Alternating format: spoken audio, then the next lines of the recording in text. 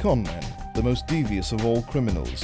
Charming, cool and calculating, they betray trust and devastate lives, yet remain a complete enigma.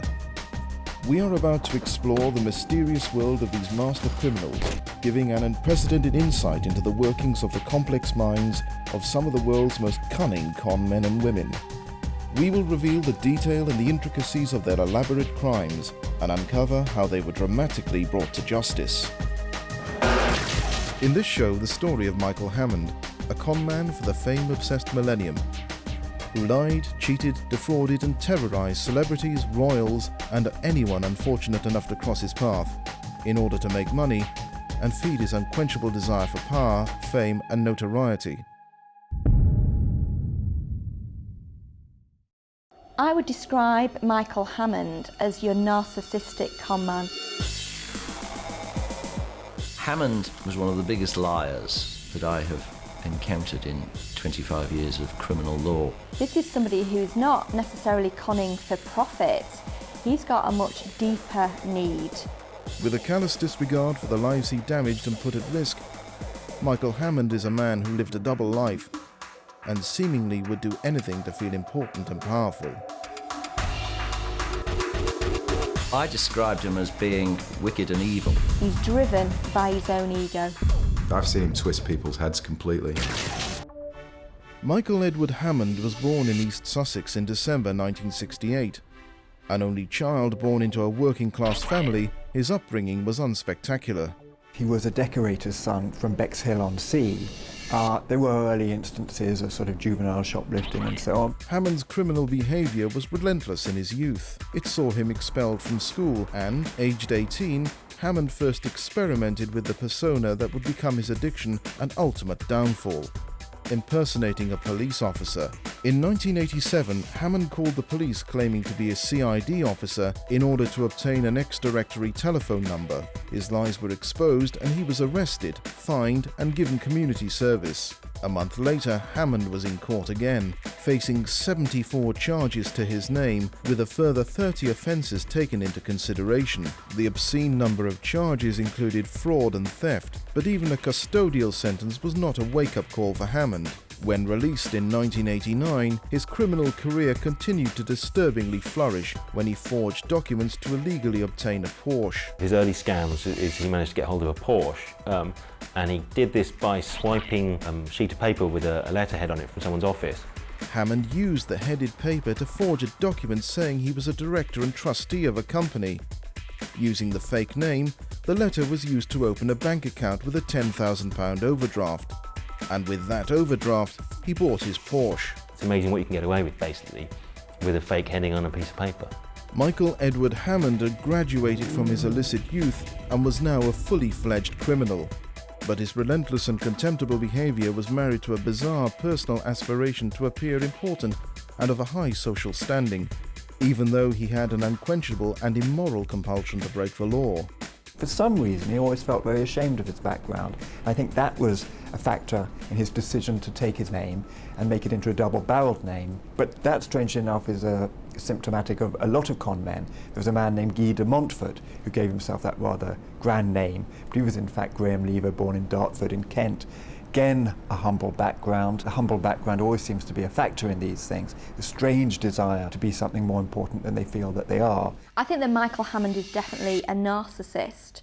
A narcissist is somebody who has fantasies which they're preoccupied with of themselves as being famous or special, somehow superior and better than other people. They tend to be incredibly arrogant, but they can also be very engaging and they can be quite high achievers. His actual name is Michael Hammond.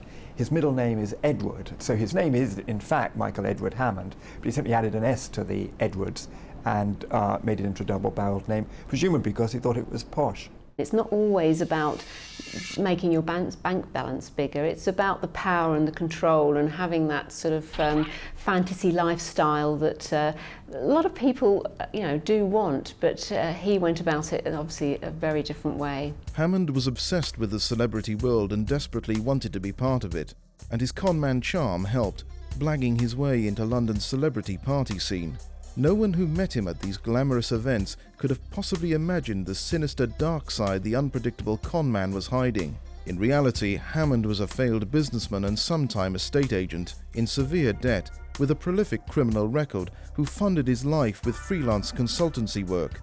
But he was convincingly selling himself to the London glitterati as a millionaire playboy, a film producer and TV hotshot. Michael had a vision of where he wanted to get to in life, and he used the celebrity circuit to try and achieve that. I think when you're at a party and there are lots of famous people there, when you go up to the famous person and say, hi, how lovely to see you, the famous person tends to assume maybe they have met you at some point, but sort of doesn't want to make a scene and says, yeah, sure, how lovely to see you, and maybe agrees to be photographed with you and will exchange small talk with you. They're very vulnerable, these famous people. Hammond exploited this vulnerability in 2001 when he hustled his way into the National Television Awards. Hammond targeted Coronation Street newcomer Scott Wright, whose star was on the ascent, and had no idea he was dealing with an accomplished criminal and conman.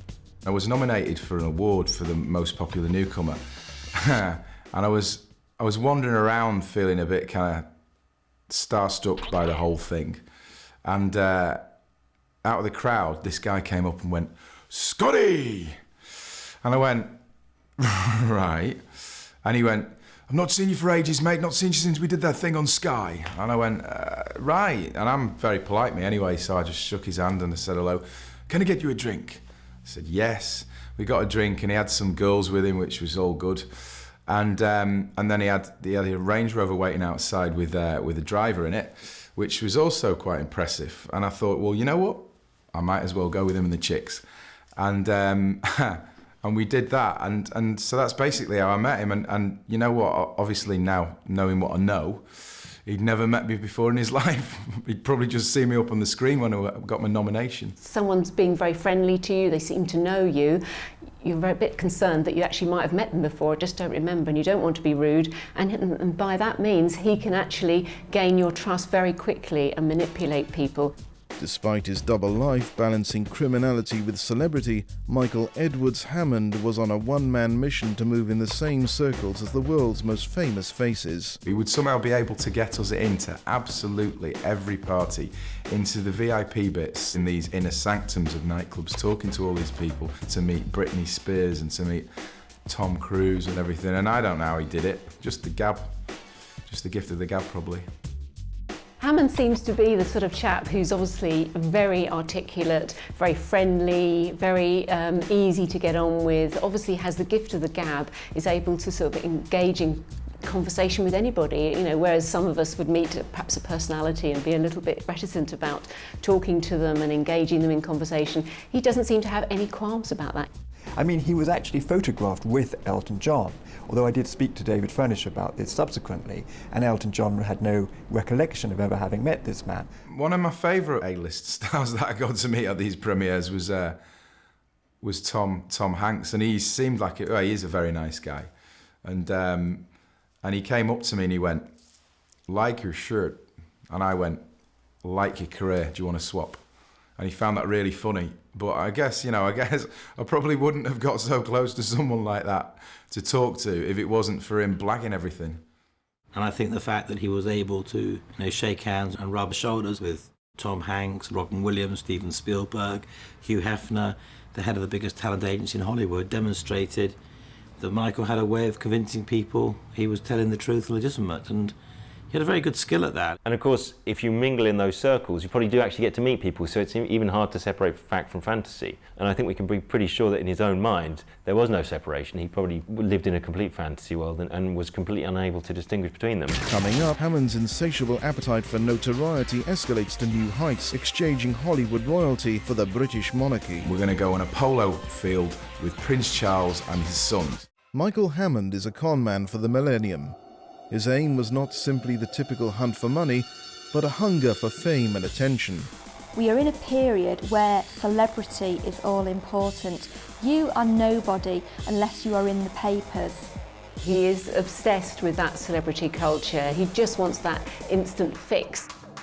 This creation of Michael Hammond's was all about making himself feel important, and being a celebrity these days is the way to be important.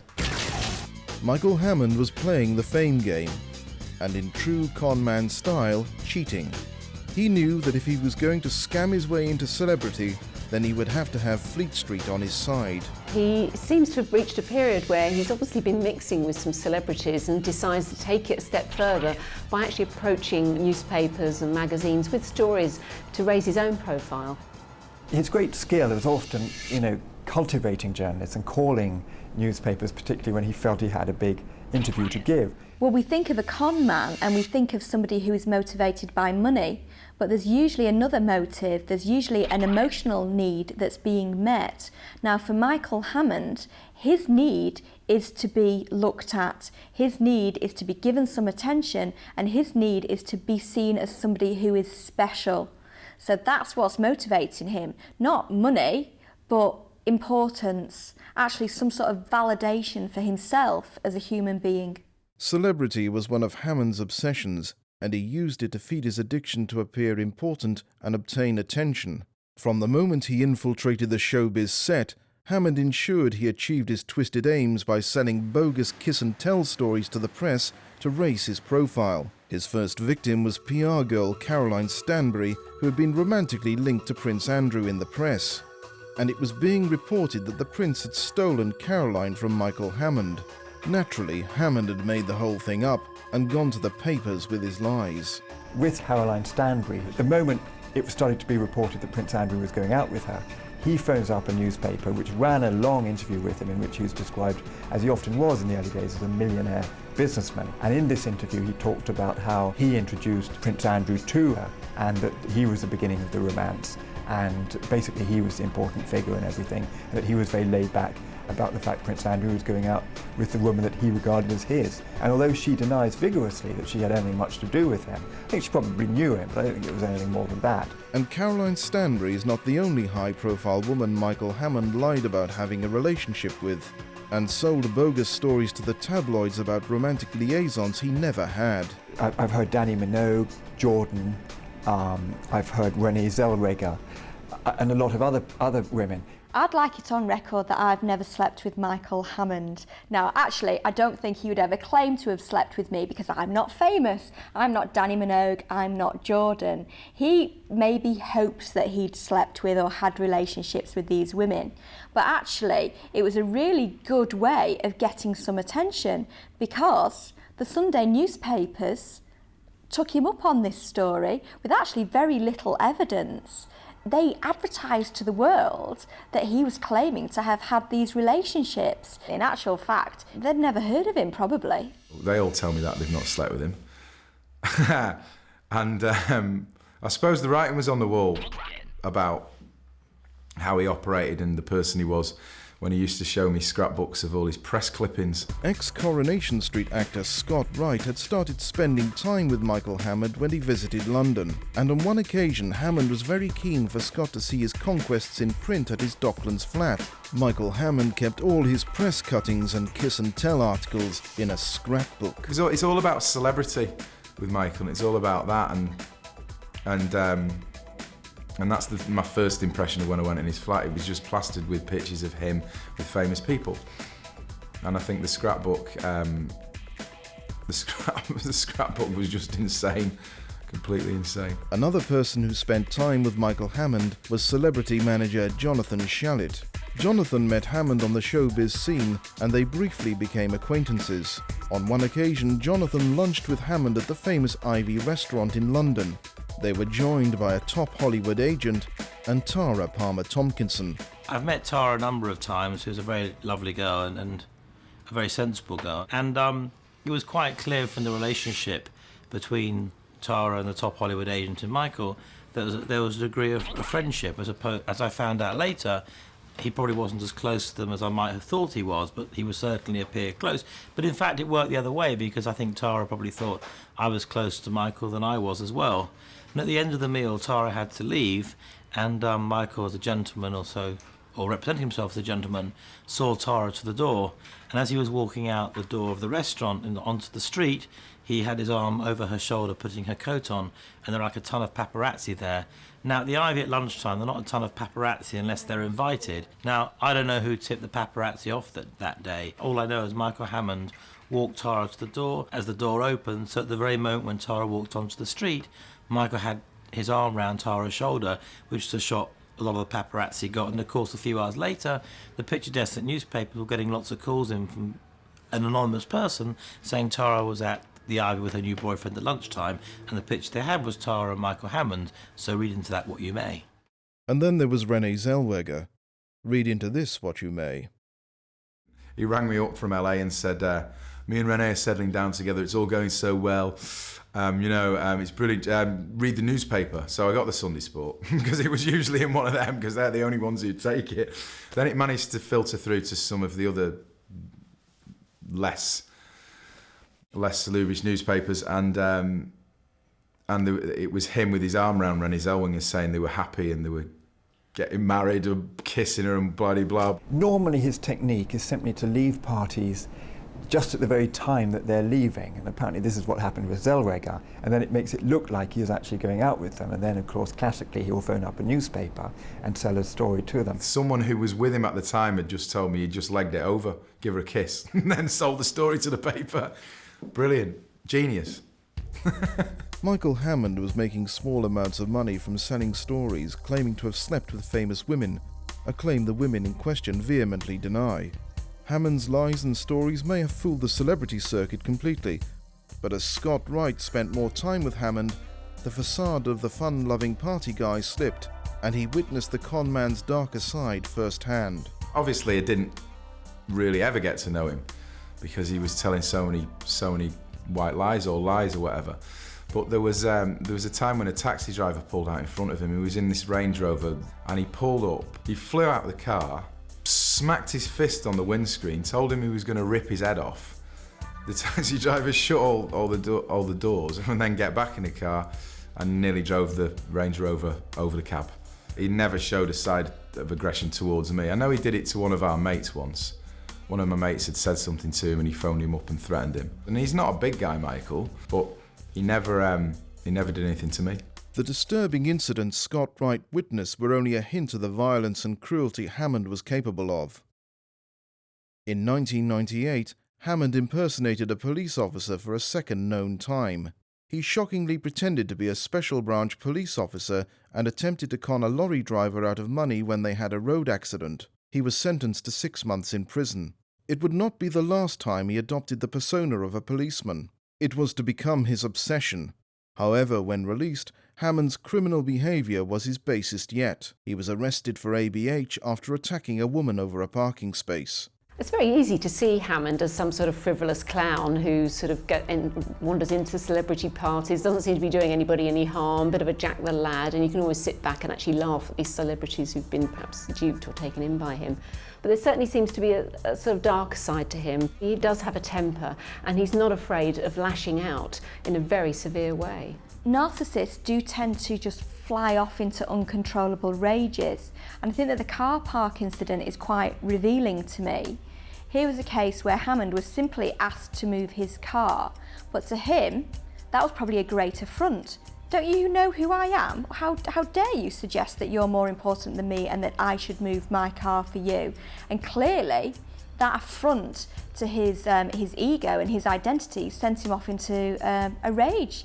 He ended up having a violent confrontation over a car parking space. Hammond was sentenced to 120 hours community service and fined £866 for his brutal attack. And this was just the tip of the iceberg. The career con man had an astounding 102 criminal convictions to his name by the time he was 30, including 48 charges of fraud and 17 charges of theft. None of Hammond's celebrity friends could have known or could have predicted the new depths his criminal career would descend into in the years to come. Michael Hammond had successfully scammed his way onto the red carpet, the red tops, and rubbed shoulders with Hollywood royalty. His conman chicken and egg approach to fame paid off briefly in 2002 when he had a one-off job as a celebrity gossip presenter for one of the Sky Sports channels. Hammond filmed at Windsor Castle, a location that would later become intertwined with his notoriety and infamy. Hammond managed to keep his 102 criminal convictions clandestine, and those in Hammond's circle were further convinced of his legitimacy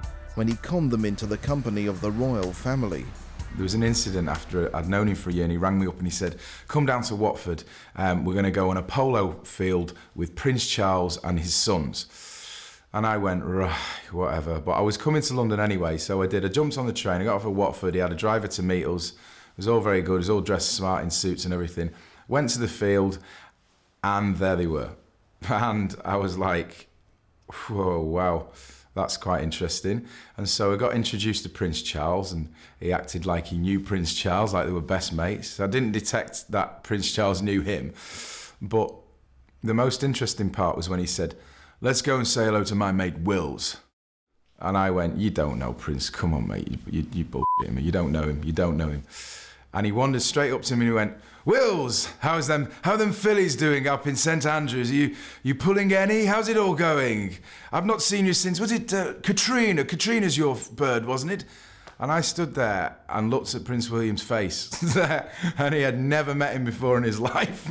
And then he went over and talked to Prince Harry, who he'd probably never met before either, and left me with William, who obviously didn't want to talk to me. And so I think the majority of people, he thought he told me that he knew he'd probably never met before in his life. But in 2002, after a one-off presenting job, Michael Hammond got a lucky break, and with that, the chance to go straight. He had been offered a presenting job as the Hollywood correspondent on Granada's flagship daytime TV show for ITV1, This Morning. With alleged knowledge of his criminal background dating back to his youth, including charges of ABH, theft, and impersonating a police officer, Granada Television still offered Hammond the chance to become famous in his own right. And with that, the opportunity to put his criminal behavior firmly in the past. A decision they would later come to bitterly regret. And he'd convinced Granada to give him an opportunity to go out to Hollywood. And I said, well, do Granada know about your background? And Michael said yes. And indeed, when the legal affairs person at Granada called me, he confirmed he knew about Michael's background. They wanted to give Michael another chance and they believed in him. Now, at this point, I would have gone, right, I've blagged everyone for ages. I've got away with it for this far. Now I've finally got a job, which might be befitting an aspect of my talents, but oh no, he couldn't let it lie. He had to go one step further. I'm in the south of France a week later on holiday, lying on my lilo in the pool. The phone goes and I get a call from the head of legal affairs at Granada Television saying to me, did I know anything about Michael and Air France and fraudulent activity because Granada were possibly going to be sued by Air France, to which I said, no. With the ink still wet on Hammond's contract, he began fraudulently using his new job as a tool to scam and boost his ever-hungry ego. He forged a letter from Air France management stating that he and his companions had been upgraded to first class for their flight out to LA to begin his new career. The con worked for the first leg of the flight, but in Paris staff became suspicious and exposed the web of lies, and word soon got back to his new bosses at Granada Television. Hammond's need to scam had ruined his career before it had even got off the ground. By the time they got to Paris to change over to the LA part of the flight, Air France had sussed that it wasn't a legit letter from the head of Air France, and there was a massive kind of furore and arguments and shouting. And to cut a long story short, when they got to Los Angeles, the relationship between Michael and the Granada team went from bad to worse, and Granada at that point pulled out, realising that they couldn't deal with Michael Hammond. He'd blagged his way into it, he got it all teed up and blown it big time. You'd have thought it'd be stupid to ruin this nice little learning that you've got set up, but that's classic Conman psychology, to not think about consequences. Coming up, Hammond feeds his obsession with the royal family and turns his attention to terrorism. Hammond was phoning the police, having quite innocent people investigated and arrested for terrorism. Michael Hammond is a con man, hungry for fame, power and attention. He is a genuine fantasist. He genuinely believes, while he's playing these parts, that they're true. The stupidity of Michael Hammond was that he actually has caused his own downfall by an inability to know what right or wrong was. You do have to wonder though, if he'd just been a little bit more tempered, if his ego hadn't have been so hungry and needed feeding so constantly, just what he could have gone on to achieve.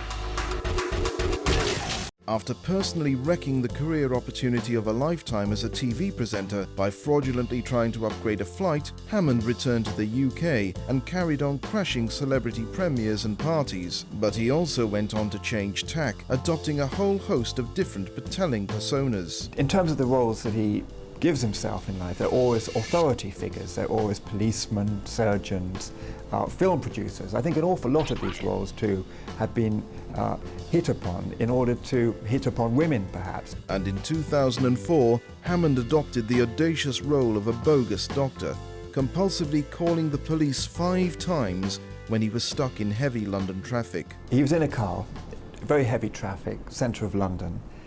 Normal people would just sit there and bear it, but of course being him, he had to do something dramatic. I don't know whether he had a glamorous girl in the car with him that he wanted to impress, but what does he do? He phones up the police, says he is a surgeon on the way to perform a major life-saving operation for a young girl suffering from a terrible illness. On this particular occasion, the police facilitated his passage through traffic from, I think it was Bywood Street in East London to St Thomas's Hospital. This was just purely so he could travel through London and have other people look at him, with the lights blaring and the sirens going, and think, my, he must be a really important character. You don't get much more power mad than that. And in fact, he tries this on several occasions, and he even has the audacity the next day to ring up and thank them for their help. Using figures like doctors, surgeons, police officers and pretending to be them is quite traditional ground for a con man. They like being figures of authority, someone who is respected in the community. This is oxygen to this person. He obviously needs this to feel that he's in any way, shape at all important or validated. You've got to feel a bit sorry for him. He's obviously a deeply, deeply inadequate and pathetic character. It wasn't just doctors Hammond impersonated. He strangely also adopted the personas of high-ranking police officials. I mean, what was unusual about him as a con man is that he actually seemed drawn to and fascinated by the police. I mean, most con men, obviously, by their very nature, keep away from the police, but he seemed to like getting in touch with them. I think a lot of his knowledge of the police came from his various dealings with police officers, and some of the names that he used were names of officers that had previously arrested him, so he would know who they were and where they were attached. And a lot of the terminology that he used would be similar to what one would hear on police dramas such as The Bill. Impersonating policemen was not a new weapon in Michael Hammond's con man artillery. The first record of him adopting the persona of a police officer can be traced back to 1987, followed by another astounding instance in 1999, for which he served 6 months in Wandsworth Prison. But between September 2003 and August 2004, Hammond's obsession with the police and pretending to be a police officer spiraled out of control, resulting in an astonishing 133 bogus calls to police constabularies around the UK. Mr. Hammond contacted the local police to where he was living and told them that there were men armed with shotguns trying to break into his home address. And of course, the police have got to respond. You can't make a value judgment there and then and say, well, this obviously sounds a load of rubbish, we're not going to bother. You have to respond, that's what the police are there for. So the local police, in conjunction with armed support, went to his home address. They spoke to Mr. Hammond, who was partially intoxicated, and left the area. No offences being discovered. There's no financial gain, so it's very difficult for most of us to understand why someone would want to do that. But it is about power and manipulation and seeing yourself as being better than others and being able to control what they do, manipulate people. And clearly he got some sort of real kick out of doing that. You know, the way that other people would maybe watch the TV or play card games, his idea of a pastime would be to phone up the police, usually after he'd had a bit to drink, and say that maybe an armed assailant was in his home, and the police would then, again, dutifully, they have to respond to these things, turn out with armed guards to try and save him. And I think what's happening is that he's becoming less inhibited, he's becoming less calculated in how he cons and how he manipulates. And actually what he's doing are just very crude behaviours, crude attempts to gain some sort of attention. Michael Hammond's twisted bid for attention was spiralling out of control. Despite still mixing with the showbiz set, he was consistently offending, including a police charge for drink driving on the 10th of February 2004, and just 10 days later he made his next bogus police call. Hammond was once again contacting the police pretending to be an officer, only this time he had upped the ante, creating a national security alert. He calls the police saying that 2 black men are acting suspiciously in Downing Street with firearms. He pretended to be an officer with Trident, the aspect of the police force that deals with black-on-black crime. And he said that he saw in McDonald's near number 10 Downing Street a group of black gentlemen who he believed were involved in crime. And those black lads were searched on the ground at gunpoint. One of them was taken into a police vehicle and searched. It was an enormously frightening experience for all of them, and of course they were completely and totally innocent. Obviously, it was an incredibly dangerous thing to do, and somebody could end up being shot by mistake. That's without the sort of time, effort put into it by the police, and the fact somebody else could have needed the services of those police officers at the same time, and it just wasn't available because they were sorting out Hammond. And at that particular moment when he's phoning the police, he wants to believe that he is somebody incredibly important. What's more important than somebody who is actually tipping off the police on an issue of national security? He's just engaged in his own fantasy life. He's just engaged in his own need to be somebody. Because who is Michael Hammond? Actually, he's nobody. The implication is that to truly revel in his fantasy life, Michael Hammond would have to see the results of his actions, just to confirm how important he is. 10 minutes after making his twisted call to the police, Hammond called a second time, claiming to be from Operation Trident, confirming the unit was at the scene. The case seems undeniable. Hammond was watching his warped fantasies unfold. He was certainly never found at the scene, though one would speculate that there's hardly much point in doing it if you're not going to observe it, but there was no evidence that he did. There is evidence cataloguing Hammond's compulsive police calls, proving they spanned the following 4 months. As bizarre and childish as his crimes seem, they were bolstered by the use of alcohol, drugs, and the need for attention and power, and his criminal acts were growing in numbers and on the verge of obsessive. But like in the past, Michael Hammond's need to be seen as somebody important and someone who moves in the highest of social circles set off a chain reaction of events that led to his inevitable downfall. Once again, Hammond's obsession with the royal family came to the fore, and he set his sights on infiltrating Windsor Castle by creating a web of lies and impersonating a police officer. On the 17th of May 2004, Mr. Hammond contacted the control room at Windsor Castle, identifying himself as a Detective Superintendent Simon Morgan.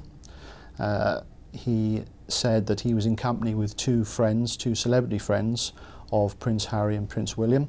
They were well known to the public and wanted access for them through an entrance other than the public could use. The name of the officer that he decided to use was the name of an officer he happened to have remembered from the newspaper. So it's not like he just made up a name. He would usually use a specific, and that was one of the reasons why he was such a convincing con man generally. And he stayed in the ground. He didn't actually gain access to the building for the best part of an hour.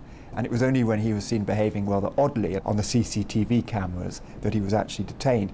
He was arrested at the castle for one matter of impersonating police and obtaining a service by deception. Hammond was taken to Heathrow Police Station and interviewed by Sergeant Neil John. I remember walking up to Mr. Hammond in the custody suite and introducing myself and telling him that he would have to have his fingerprints taken because that's standard practice to ensure we know exactly who we're dealing with. And I remember asking Mr. Hammond had he ever had his fingerprints taken, and him replying he hadn't. Needless to say, within a very short space of time, his true identity, which was Michael Hammond, came back, together with the fact that he had over 102 convictions dating back to 1982, and as you might imagine, his fingerprints had been taken almost as many times.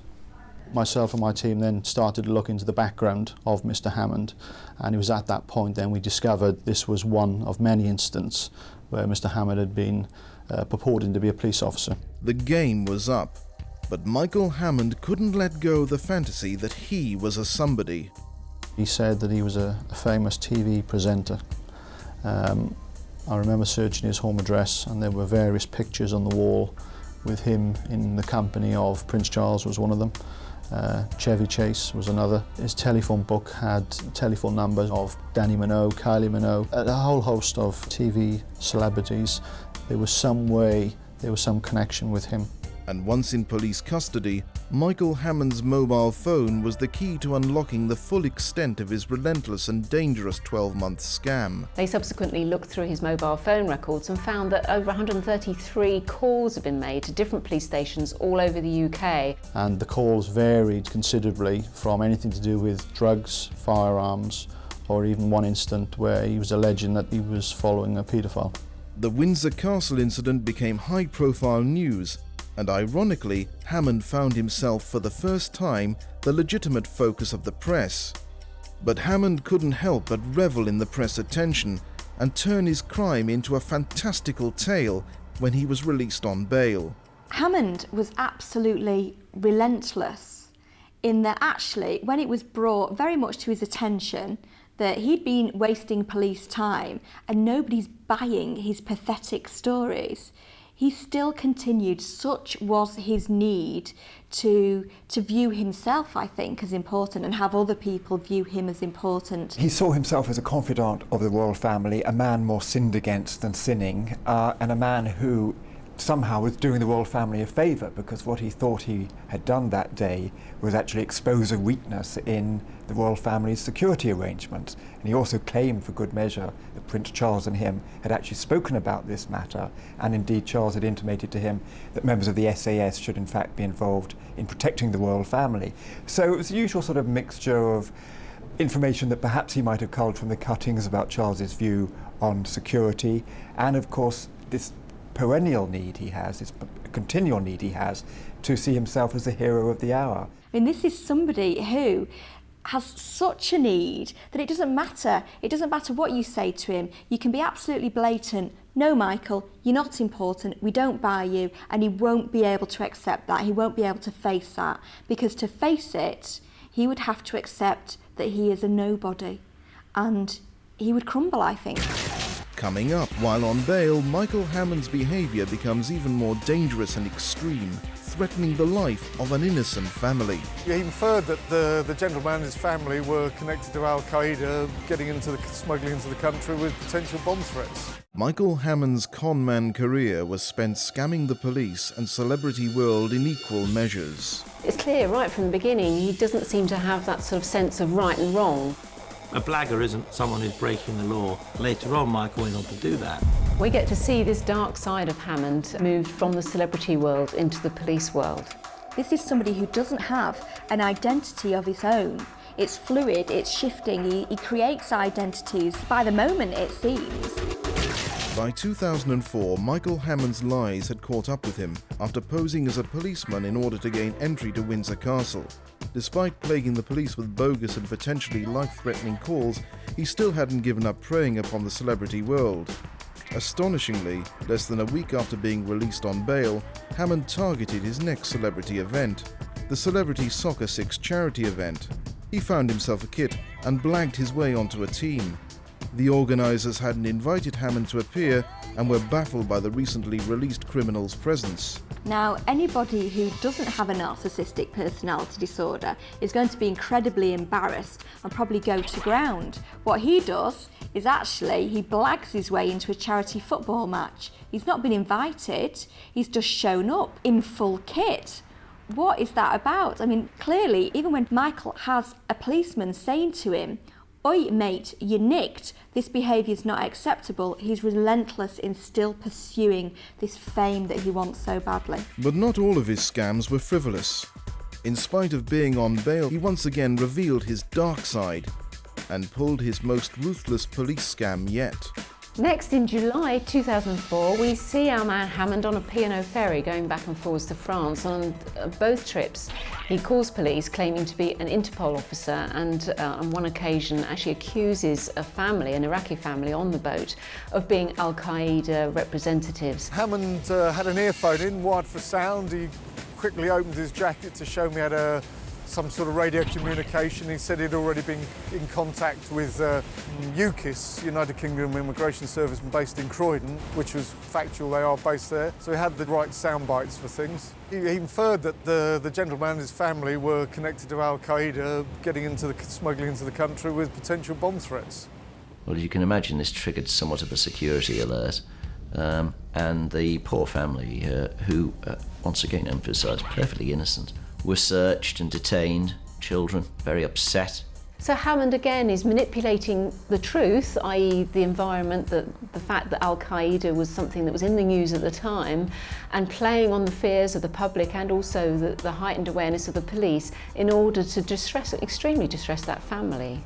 You could argue there was a slight racist element in some of these people that he tended to target and whose lives he tended to make, unpleasant for a period of time. So that was actually committed whilst he was on bail for the incursion into Windsor Castle. It wasn't long before the police realised that their supposed Interpol informant was serial scammer Hammond, who was on bail awaiting trial at the time for the Windsor Castle incident. And on the 4th of February 2005, Michael Hammond's date in court finally arrived to face the latest charges in an inexhaustible criminal career. The evidence against Mr. Hammond was, dare I say it, overwhelming in all the incidents that we investigated. In terms of the number of offences he's committed, 102 previous convictions were mentioned. And I suspect that was a tip of the iceberg, if I'm honest. And he probably did a lot of other stuff as well. But the fact he accepted that suggests that there were probably more. Hammond pleaded guilty to one charge of public nuisance and asked for an additional 16 charges relating to his bogus police calls to be taken into account. Despite the public revelation of Hammond's twisted fantasies, he seemed to revel in the attention. Hammond, in a strange way, I think rather enjoyed it. I think, he did finally find himself on a stage, with so many people looking at him. And I got the impression, he rather dressed up, his hair looked immaculate, he looked well groomed, he was rather enjoying it. I think the thing about him is ultimately he was really a frustrated actor, and there he was playing a part again. He had his audience. One member of Hammond's audience did not enjoy the performance. The judge took it very seriously indeed, and I don't think he found it the least bit amusing. I think a lot of the journalists who were covering it, a lot of the coverage that you saw in the newspapers, showed that there was some levity among the media people who were there, because they did think it was a rather entertaining case because of the illustrious names that were being mentioned and so on. So there was a slight sort of disconnect between the judge and the media people. Well, the judge in sentencing Hammond drew attention to how frightening it is to have police officers drawing firearms in public, not only to the people whom they may be challenging, but to everybody else. Of course, it's not like the films. These are real guns with real bullets, with real human beings. And it must have been enormously frightening for these people who, I emphasise, were completely and utterly innocent. Before sentencing Hammond to 4.5 years in prison, the judge acknowledged that he may be in need of psychological help and had no choice to impose a custodial sentence due to the severity of Hammond's crimes. He also commented that Hammond's desire to exercise power and gain attention were no doubt enhanced by his excessive use of alcohol and tranquilizers. Speaking directly to Hammond, the judge also stated, "Quite apart from the distress and fear that must have been caused to these people, you created the risk of something much worse. You could not possibly know how those being searched would behave or react, and however well-trained or disciplined armed officers are, the necessity for carrying and producing loaded weapons in such circumstances inevitably carries with it a risk that an action or a reaction may be misunderstood with tragic consequences. Fortunately, that did not happen. You had no way of knowing whether it might or not." Michael Hammond was sent to Mount Prison in Hemel Hempstead. The saddest, if you like, of Michael Hammond is he had talent, and if he had put his energies and time into being legit and using the natural talent he had, he could have been successful. I imagine that the thrill he gets from it is exercising some degree of power. He can pretend that he's an important man. He's caused all of these people to rush around as a result of his actions and his commands. As far as I'm aware, as investigations go, it was unprecedented in the extent of all the various hoaxes that Mr. Hammond completed over that period. Oh, I'm sure there's a lot more action to come before the final credits come down on this man's life. I think he is a natural performer. I don't think he can help it, poor chap. And I think more, we will hear a lot more from him. And true to form, following his release from prison for the Windsor Castle incident, Hammond did go on to disturbingly reoffend. On the 27th of March 2008, Michael Hammond walked into Kensington Tube Station in London and began shouting Al-Qaeda, and heartlessly pretended to have a bomb in his bag, striking fear into the large crowd on the platform. In September 2008, at Blackfriars Crown Court, Hammond pleaded guilty to communicating false information about a bomb hoax and sending a false message to cause annoyance. He was sentenced to 3 years imprisonment. The authorities hope this time he has learned his lesson.